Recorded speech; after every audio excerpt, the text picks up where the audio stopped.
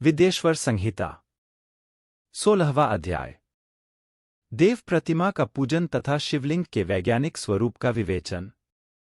ऋषियों ने कहा, साधु शिरोमणि सूत जी, हमें देव प्रतिमा के पूजन की विधि बताइए जिससे अभीष्ट फल की प्राप्ति होती है।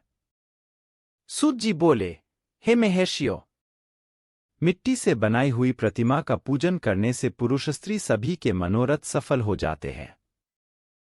इसके लिए नदी, तालाब, कुआं या जल के भीतर की मिट्टी लाकर सुगंधित द्रव्य से उसको शुद्ध करें, उसके बाद दूध डालकर अपने हाथ से सुंदर मूर्ति बनाएं। पद्मासन द्वारा प्रतिमा का आदर सहित पूजन करें। गणेश, सूर्य, विष्णु, शिव, पार्वती की मूर्ति और शिवलिंग का सदैव पूजन करें। संपूर्ण मनोरथों की सिद्धि के लिए 16 उपचारों द्वारा पूजन करें। किसी मनुष्य द्वारा स्थापित शिवलिंग पर 1 सेर नैवेद्य से पूजन करें। देवताओं द्वारा स्थापित शिवलिंग को 3 सेर नैवेद्य अर्पित करें तथा स्वयं प्रकट हुए शिवलिंग का पूजन 5 सेर नैवेद्य से करें। इससे अभीष्ट फल की प्राप्ति होती है। इस प्रकार सहस्र बार पूजन करने से सत्यलोक की प्राप्ति होती है। 12 अंगुल चौड़ा और 25 अंगुल लंबा यह लिंग का प्रमाण है और 15 अंगुल ऊंचा लोहे या लकड़ी के बनाए हुए पत्र का नाम शिव है। इसके अभिषेक से आत्मशुद्धि, गंध चढ़ाने से पुण्य, नैवेद्य चढ़ाने से आयु तथा धूप देने से धन की प्राप्ति होती है। दीप से ज्ञान और तांबूल से भोग मिलता है। अतएव स्नान आदि 6 पूजन के अंगों को अर्पित करें। नमस्कार और जाप संपूर्ण अभीष्ट फलों को देने वाला है। भोग और मोक्ष की इच्छा रखने वाले लोगों को पूजा के अंत में सदा जाप और नमस्कार करना चाहिए। जो मनुष्य जिस देवता की पूजा करता है वह उस देवता के लोक को प्राप्त करता है तथा उनके बीच के लोकों में उचित फल को भोगता है। हे महर्षियों, भूलोक में श्री गणेश पूजनीय है। शिवजी के द्वारा निर्धारित तिथि, वार, नक्षत्र में जो विधि सहित इनकी पूजा करता है उसके सभी पाप एवं शोक दूर हो जाते हैं और वह अभीष्ट फलों को पाकर मोक्ष को प्राप्त करता है। यदि मध्याह्न के बाद तिथि का आरंभ होता है तो रात्रि तिथि का पूर्व भाग पितरों के श्राद्ध आदि कर्म के लिए उत्तम होता है तथा बाद का भाग दिन के समय देवकर्म के लिए अच्छा होता है। वेदों में पूजा शब्द को ठीक प्रकार से परिभाषित नहीं किया गया है। पूह का अर्थ है भोग और फल की सिद्धि जिस कर्म से संपन्न होती है उसका नाम पूजा है। मनोवांछित वस्तु तथा ज्ञान अभीष्ट वस्तुएं हैं। लोक और वेद में पूजा शब्द का अर्थ विख्यात है। नित्य कर्म भविष्य में फल देने वाले होते हैं। लगातार पूजन करने से शुभ कामनाओं की पूर्ति होती है तथा पापों का क्षय होता है। इसी प्रकार श्री विष्णु भगवान तथा अन्य देवताओं की पूजा उन देवताओं के वार, तिथि, नक्षत्र को ध्यान में रखते हुए तथा 16 उपचारों से पूजन एवं भजन करने से अभीष्ट फल की प्राप्ति होती है।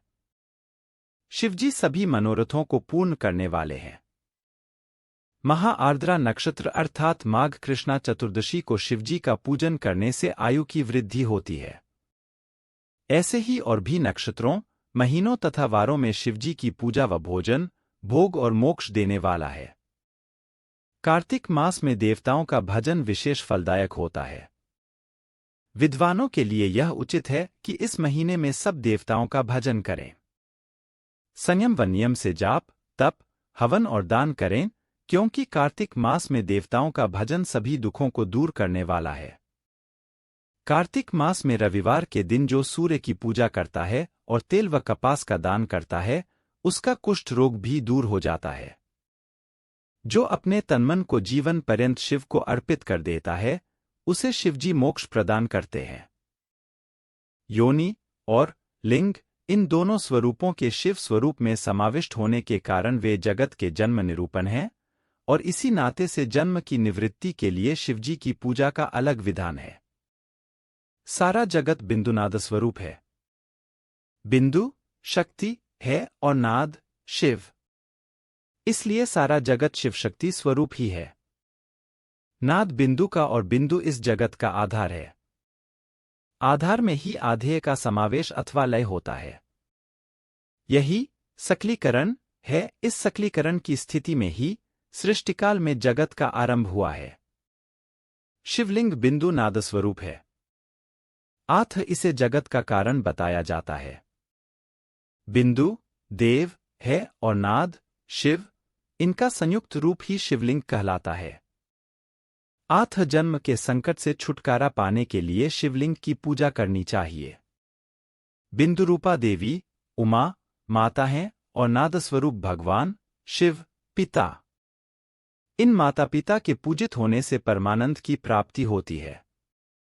देवी उमा जगत की माता हैं और शिव जगत के पिता। जो इनकी सेवा करता है उस पुत्र पर इनकी कृपा नित्य बढ़ती रहती है। वह पूजक पर कृपा कर उसे अपना आंतरिक ऐश्वर्य प्रदान करते हैं। आथ शिवलिंग को माता पिता का स्वरूप मानकर पूजा करने से आंतरिक आनंद की प्राप्ति होती है। भर्ग शिव पुरुष रूप हैं और भर्गा शक्ति प्रकृति कहलाती है। पुरुष आदिगर्भ है क्योंकि वही प्रकृति का जनक है। प्रकृति में पुरुष का संयोग होने से होने वाला जन्म उसका प्रथम जन्म कहलाता है। जीव पुरुष से बारंबार जन्म और मृत्यु को प्राप्त होता है।